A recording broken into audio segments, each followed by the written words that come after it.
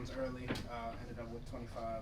Do you feel like you left some shots out there because it feels like you guys have different options on offense, but you were getting hot and didn't take as many as you I can't say I left shots out there. I just try to pick my spots where I can be aggressive and also be a facilitator as well. Um, Seeing the shot total, I probably could have shot more, but I feel like they probably would have been forced. when you look at the free throw numbers for you guys overall this season, you guys continuously get down to the fourth quarter, 10 points, 8 points, but sometimes you have missed 8 or 10 free throws as well. What do you think about that and how that can change games? We need those free throws. There's a lot of games, like you said, like tonight, and some games that we won, that we could have a bigger lead or we could be in the game even more. So it's just something we got to work on individually. That's not really a team thing, and we just got to be better in that area. Kenny said that he wanted to get you in the lineup with some of the twos just to get you a little bit more of the looks and a different feel. How did you feel like that worked out playing with some of the guys off the bench? I think I would need another game or two just to really see what it's like. This is my first time with a different kind of rotation, so I don't really have an answer for that right now.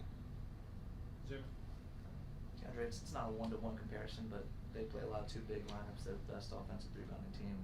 I don't know, maybe ever. I haven't looked super far back, but at least since like 2000. You guys play two bigs a decent amount of the time. You guys are, I think, 17 in rebounding right now. Why do you think those lineups aren't giving you guys the rebounding boost?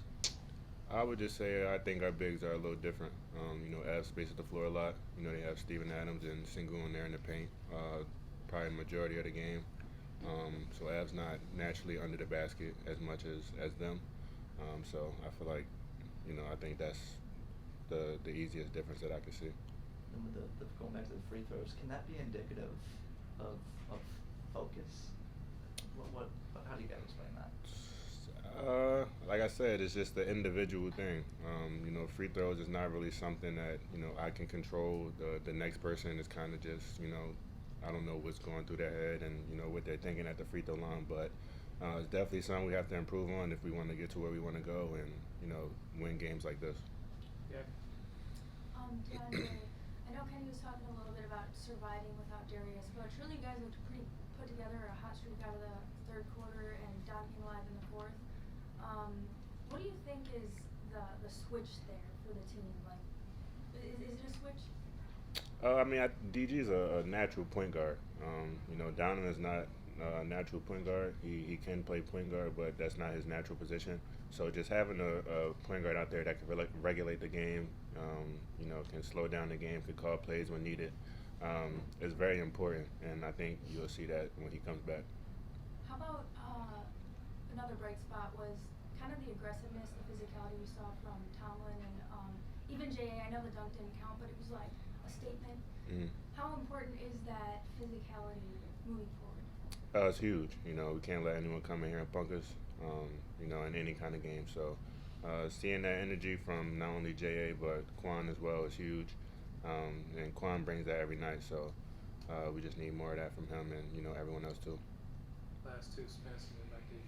Just kind of building off of that, what has Quan brought to the table? It's been like a week now, and he's been in the rotation, got his first start of the season tonight. Just what are you seeing on the floor with him? He's everywhere.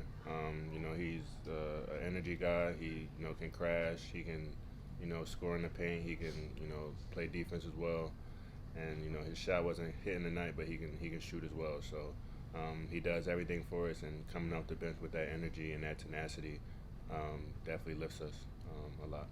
First month of the season, you've been put in a lot of positions where you're handling and pick and roll with Evan, with J.A. Just your comfortability with that right now, and this has been a different kind of feel for you, obviously, going into the season.